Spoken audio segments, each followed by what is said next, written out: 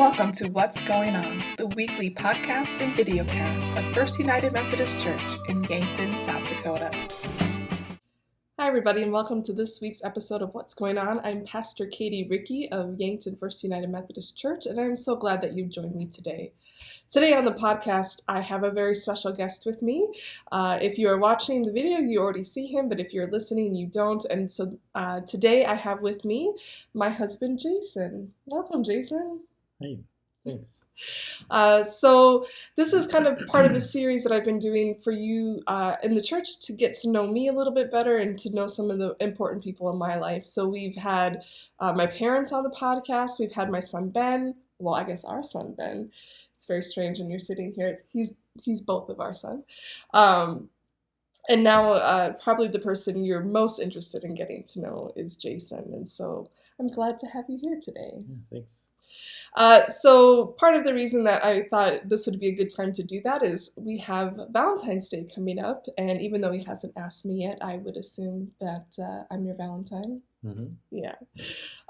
And so I just thought we would take a little moment to get to know you a little bit, and then we can talk about kind of some of the unique aspects of our life with me as a pastor. Okay. So, Jason, where are you from? I grew up in Gilbert, Arizona, and I was born and raised there, and I moved to Sioux City when I was 19 or 18, something like that. And you never left the Midwest after that. And I never left. I think personally that you are Midwestern at heart. So. But I've never known you. I didn't know you when you lived down there. So yeah, well, my mom's from the Remsen area, Lamar's area of Iowa, and my stepdad's from the Twin Cities. So I grew up with the Midwest traits, I suppose. Yeah, the Midwest attitudes and. And you grew up like a Vikings fan, like watching. Well, yeah, no one chooses the Vikings. I mean, you got to be born into it. So. Yeah, I would agree with that. Yeah. But I mean, how many Vikings fans were there in Arizona? Very few. Yeah, it's an unusual thing. I think it again just goes back to you were meant to be up here in this part of the country. And so, Jason, what do you do for a living? I'm a software engineer, and I work for a consulting firm out of Seattle. So right now I'm consulting for Microsoft and Costco. I've been consulting for Microsoft really for the last 3 years. Yeah, so. And where do you work? At home. Yeah, in the basement. In the basement. Yeah, kind of a hermit down there. Mm-hmm. Yeah, he has an office, and so every day he moves around the house, but he goes into his office, and that is his work time. And so it's been really helpful for us during the pandemic because your job really didn't change a whole lot. Nope. And you can work from pretty much anywhere because the company you are working for, where are they based out of? Kirkland, Seattle. And so that's been a really nice thing Washington. since I'm itinerant. That means, that the bishop tells me when to move. And so one of the big concerns was making sure that he would be able to find work wherever we went. And so that's been really a blessing for us. Yeah. And so, Jason, did you imagine ever in your life that you would be married to a pastor? No. No. Yeah. So that wasn't a dream of yours. No, not even a thought. Not even a thought. Well, you grew up Catholic, so I grew up Catholic, right? Yeah, so there's a little, your priests are men and they're not married. Right. Well, I had a priest that was married, but. Right, I forgot about that. Yeah. That's very unusual. It's very unusual. He had like a cardinal or somebody during his ordination or some process, which allowed him to become a Catholic priest, even though he was married. Yeah, interesting. So you grew up in the Catholic Church, but you are no longer Catholic now. No, yeah, I haven't gone to the Catholic Church in many years. And you've actually joined the Methodist Church. I have, yeah. Yeah. I don't think I've switched my membership yet. We should probably talk about that. Yeah, we should maybe do that. Yeah. Yeah. So fun fact is that Jason and the kids, they have their membership in local churches. I do not. As clergy, my membership lies in the conference, and so I'm never a member of whatever church I'm serving, but Jason and the kids are. And so he joined the Methodist Church in my last appointment, and yeah, we're just realizing that maybe he should transfer his membership. So, so should we maybe tell the story of how we met? Do you think Okay. that would be an interesting story for the people? Sure. Sure. So we met online actually on Match.com, and the reason we met is because you had a cat. Okay. And I chose to respond. Yes. Well, I mean, so the reason I messaged him first, I thought he was cute because he is, and he had a cat, and I had been dating someone previously who was allergic to cats, and I had a cat, and so I thought, if he has a cat, at least I know that that's not going to be an issue, and so I just messaged him. I think I asked you what your cat's name was. I think so, yeah. Yeah, and it took you a week to respond. A week, yep. Well, I didn't, I was just on a free account, just kind of browsing, and I couldn't respond to anybody. And then some people at work were like, yeah, you should really respond. And so it took me a week to purchase an account and respond. But I did. He did, and immediately we went out for a coffee date. Yeah, I didn't want to mess around.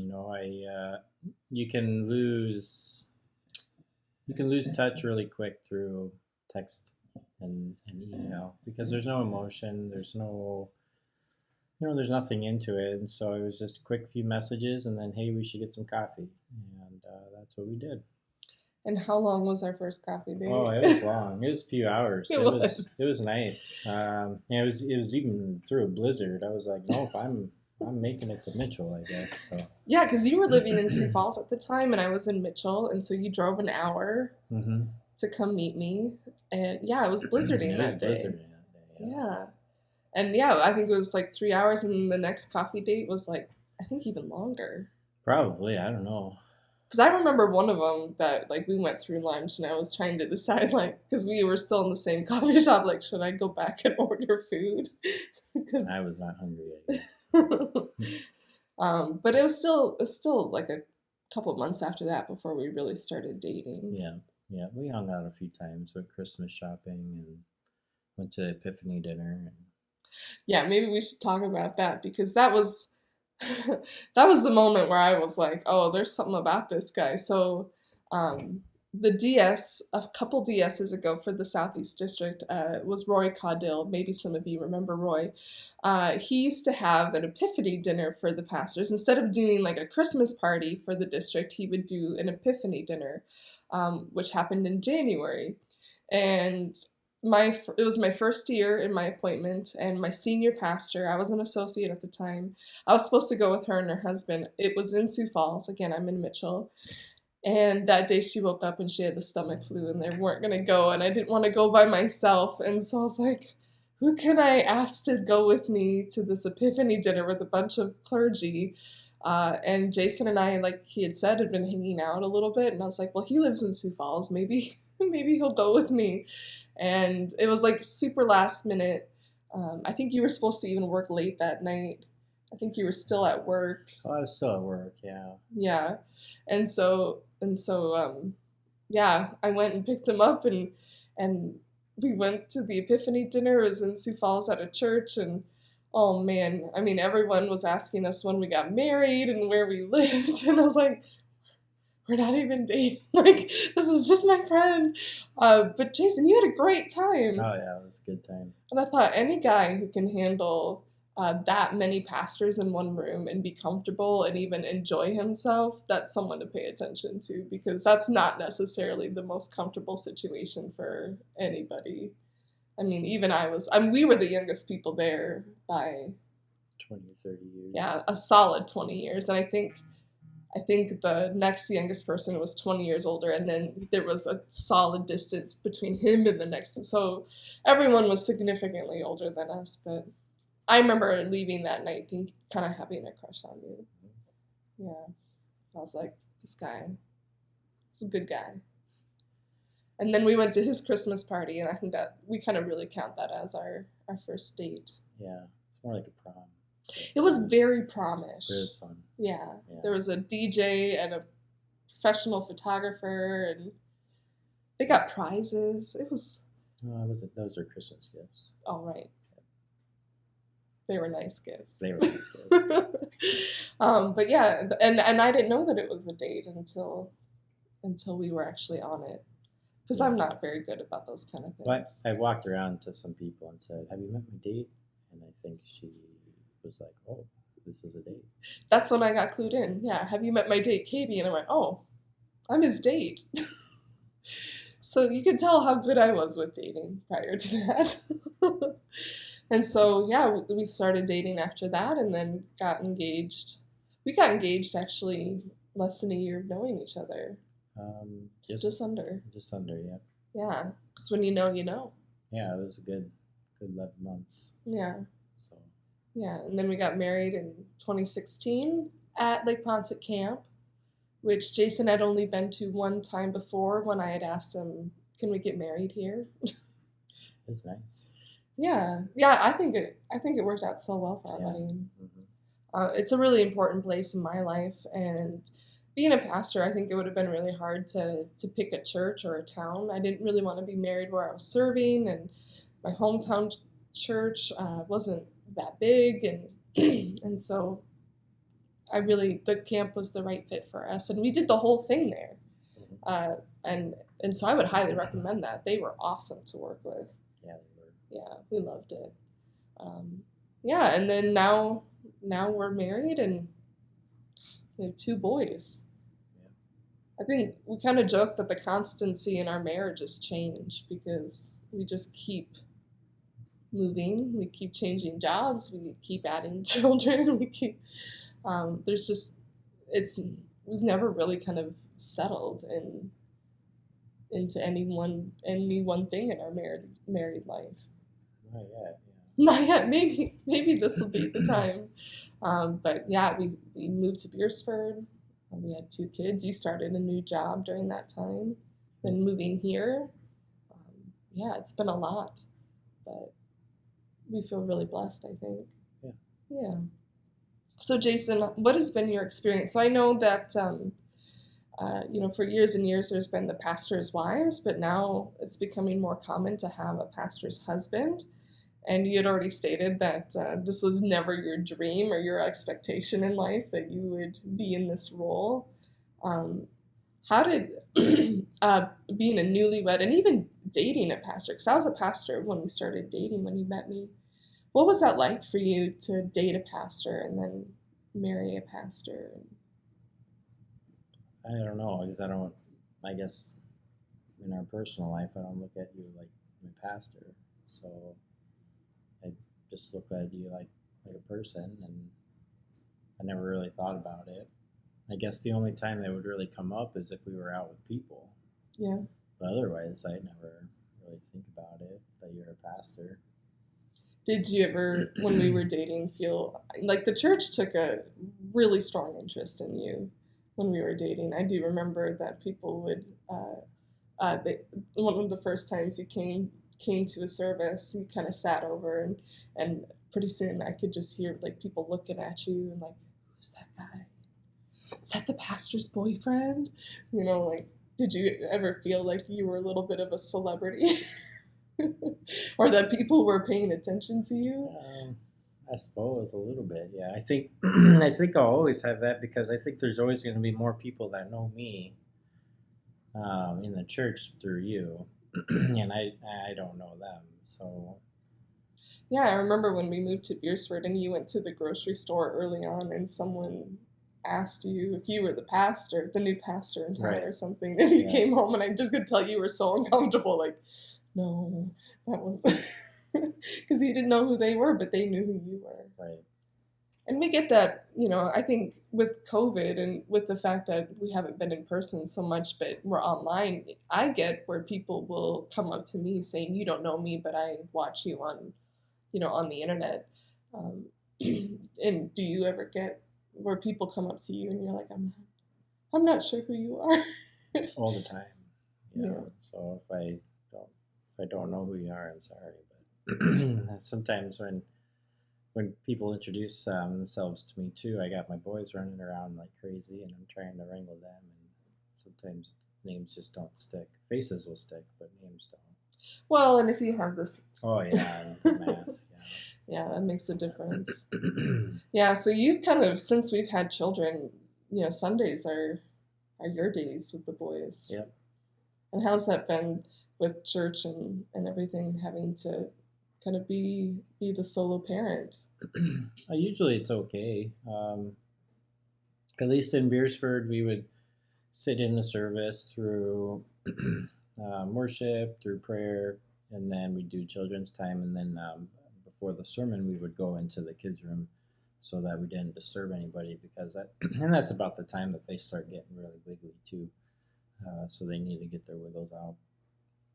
Here in Yankton, um, they're a little bit older and their wiggles come a lot sooner. So we usually just go straight to the kids' room. But I don't know. I guess that's all I know right now. Just bringing them to church and watching them, and sometimes they run up with mom, and sometimes I'm like, I don't think you should be up there, but other times I just let it go, because I guess if Katie doesn't, raise her arms or run around crazy like, what are you doing? And I guess it'll be okay. So, Jason, what are some of interests or hobbies that you have? Well, recently, especially with COVID and watching our nutrition a little bit, I've been getting into bread baking, and so this summer we started a sourdough starter. Its name is Elmer, Elmer. and so I make sourdough bread probably 2 times a week or so. And it's the same bread actually Katie uses during communion. So, well, not the breaking of the bread is the Yeah, so the round loaves that I use for communion, Jason makes. Yeah. They're our sourdough. That's what we eat every day. Yeah.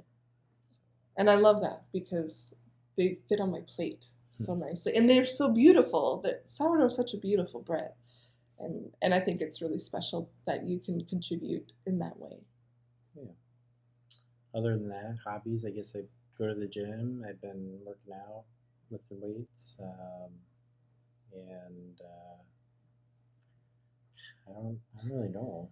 So if you've listened to my sermons, you know that I've talked a lot about how we have done CrossFit and done kind of this health journey. And that's really thanks to Jason.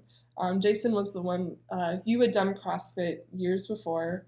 We knew each other, and you were the one who kind of suggested that we start doing that together, which, I mean, you had tried. You had tried in the past to get me to do it. I had planted many seeds. Yeah, and it took a while for that to come to fruition for sure. And then he took a big risk, and he gave me a CrossFit foundations course as my Mother's Day gift one year. Well, I asked. I didn't just blindly give it to her. That would have been maybe a slap in the face. A little bit, but lucky for you, I'd kind of made up my mind that it was time, and so we've been on that journey together, and it's been challenging with COVID and not having that community still, but you've been doing incredibly well with it. I'm trying. Well, I think he does very well with it, and you do all the Olympic lifting, and you're very strong. So, since we are married and since Valentine's Day is coming up, I thought it would be fun to do a little Would You Rather game to kind of close out our time together. So, Okay. Are you up for that? Sure. All right. So I would encourage, if you're watching this, if you are married or have a significant person in your life, go ahead and ask these questions to them and see what comes up. So the first is, would you rather stay in or go out for a date night? Well, are the boys home? Is that? That's, ooh, yeah. I would say that the boys have gone to the grandparents' house. Can we do a mix? Can we go out and then we can have dinner and conversation, and then come home and watch a movie or play a game?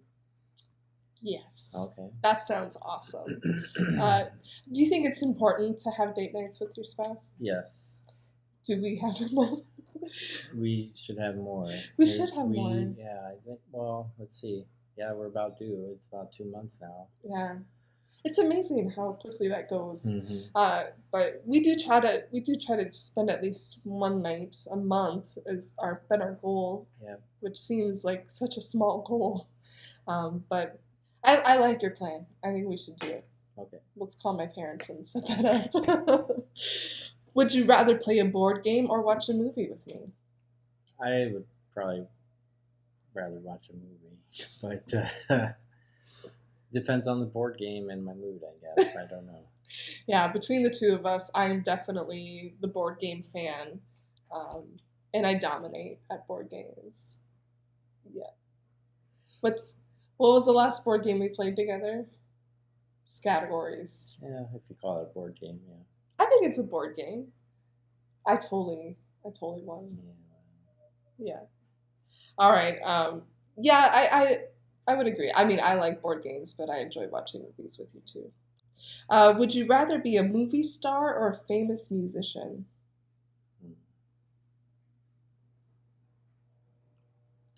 Probably a musician. And what kind of music would you make? I have no idea. I really thought you would say pop punk. Well, maybe, yeah. Jason's a big fan of pop punk music, like Blink-182. Yeah. That's the only one I can really give as an example, because I can't think of any of the others. Yeah, Green Day. Yeah. Only certain eras of Green Day, though, right? Yeah, Sum 41. I think that's when your Arizona roots come out, personally. My pop punk's more West Coast, I suppose. Yeah. Southwest, SoCal. Would you rather go into the past and meet your ancestors or go into the future and meet your great-great-grandchildren? That's a good question. Yeah. Are we going back to current time? You're going to go to the past. Right. And then after we do that, are we coming back? Yeah. Okay. Well, I go in the future, see my grandchildren, to figure out if I raised my kids right. And if I didn't, I would come back and make adjustments.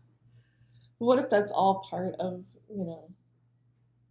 the future already, is that this all had already happened? Oh, yeah. Time travel. So I can't change it? I think you changing it would already have figured in. Maybe. That's tough. Maybe we need to go watch Back to the Future again. Yeah. Oh, figure yeah. that out. Yeah. Yeah, we should. Next date night, Back to the Future. Yeah, we should do it. I love those movies. I love any movies from the 80s, really. Would you rather spend the next year exempt from all taxes or have 1 month paid vacation? Vacation. Yeah, that's easy. Yeah, 100%. Yeah. Would you rather always speak your mind or never speak again?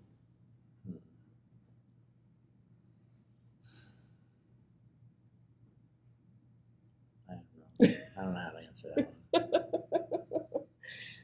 I don't know. I feel like you speak your mind quite a bit. Yeah, and then it leads me to never wanting to speak. Yeah, I think there are times where you need to. I might be thinking it, but I don't need to say it. Yeah. Would you rather give or get bad advice? What? These are good questions. I give bad advice all the time, so maybe I should try getting it. See how it feels. You never give me bad advice, do you? Oh, never. Not intentionally, anyway. Would you rather fail or never try? Fail. Yeah. doesn't feel good to fail, but you can still make progress and fail. Yeah. Well, I like to learn, and the only way to learn is by failing. Yeah. Well, and like think about it in weightlifting. Like if you never try a heavier, like you only just stay with lighter weights, like that's not gonna get you stronger. Like you gotta try, and it's okay if you fail, but at least you're moving that weight, you're moving that bar. Yeah. You're still making progress. Uh, would you rather work in a group or work alone? Alone. I didn't even need to ask that one. Yeah. You enjoy working from home by yourself. I do. Most groups that I work with, there's just too much chaos. So if it's like 2, 3 people, that's fine. But anything more than that, and too many cooks in the kitchen. You know, you said something interesting to me kind of earlier on in the pandemic. You said, I'm okay. I have everybody that I truly love in the house with me. So, like, I have everyone I want to be with right here. Yeah. That's kind of how I think. Like, you're pretty content with your world. Mm-hmm. Yeah. Would you rather hear the good news or the bad news first?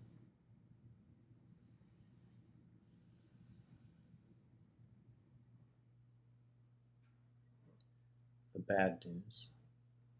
Yeah. Because I think if the bad news comes last, then that's what the focus is going to be for the next hour. Yeah. In conversation. Because you're happy and then you get brought down. Right. Or otherwise you're brought down, but hey, it's not all bad. Right. Yeah. Yeah, that's kind of how I feel too. Would you rather be a little late or way too early? If I were asking this to my parents, they would say way too early. Yeah. Is that you too? Yeah, usually, Yeah, I hate being late, actually. It really bothers me. Like some of these I could look at and I'm like, I already know what he's going to say. Would you rather have an unlimited gift certificate to a restaurant or a clothing store? A restaurant. Yeah, like, of course. His uniform for work is athletic shorts and a t-shirt. It's the new business casual. Yeah. Would you rather have many good friends or one very best friend? One very best friend. Yeah. Someone you can really trust. Yeah.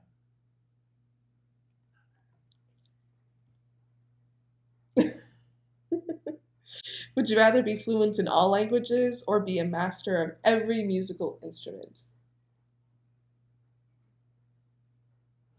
Languages would be cool. Yeah? Yeah. I feel like, yeah. Like the part of me that hesitated was, if people are talking about you in another language, do I really want to know that they're talking about me? But then I'm like, that's, I think, more my paranoia than anything. So yeah, that would be neat to be able to, no matter who you're talking to, that you can understand them and talk to them. Well, I work with teams across the world. So Yeah. Right now I'm working with people out of France and some little bit out of China and Turkey. And you've worked with people from India and India.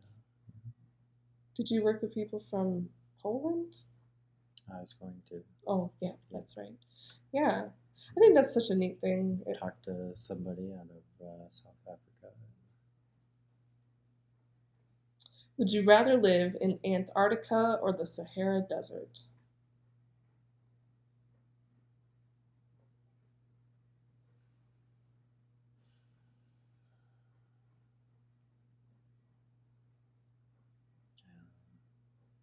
Probably the Antarctic. Really? Yeah. Yeah? You who grew up in close to a desert? Yeah, there's nothing in the Sahara Desert, though. Yeah. I think it's related to, would you rather be hot all the time or cold all the time? Yeah, but there's no water in the Sahara Desert. So... Well, maybe you'd live by an oasis. Okay, well then maybe not. Maybe the Sahara Desert. I don't know. I think I would pick the Antarctic. Yeah. Because then you might get to see penguins. Right. Yeah. So being parents of little ones, the only movies and TV shows we ever see anymore are kid shows, and one of the ones that we've seen quite a bit during the pandemic is Penguins of Madagascar. And I don't know, I think that would be kind of fun. Yeah, they're very funny. Yeah. Very clever. So that was a good movie. That would be another movie recommendation that I would make. Yeah, for sure. For anybody. It's a funny movie. It's very funny. Yeah. But if you ask us about like contemporary shows, adult show, we don't. Well, you watch Gold Rush. Yeah. But otherwise, we don't know. We don't know what's going on. No. But we could tell you about Mickey Mouse Clubhouse. Oh, yeah. Yeah. So, Jason, I want to ask one final question as we kind of wrap up today, and that would be, we've been married for 4.5 years. Yeah, almost 5. Almost 5 years. What would be your one piece of advice for couples who are, new in their marriages, or we have a niece now who just got engaged. What would you say is the most important piece in making a marriage work? I don't know, just picking up your half, I guess. Don't expect someone to pick up your junk, and even though I do sometimes, and I blame it on the cat though, so it's good. Otherwise, I don't know, just open communication, just talking and making sure you're spending time together. Getting off the phone every once in a while and playing games or watching movies, and just do life. Do life. I like it. I like you. Yeah. Well, thanks for joining me for this episode of What's Going On. Hopefully you got to know a little bit more about us.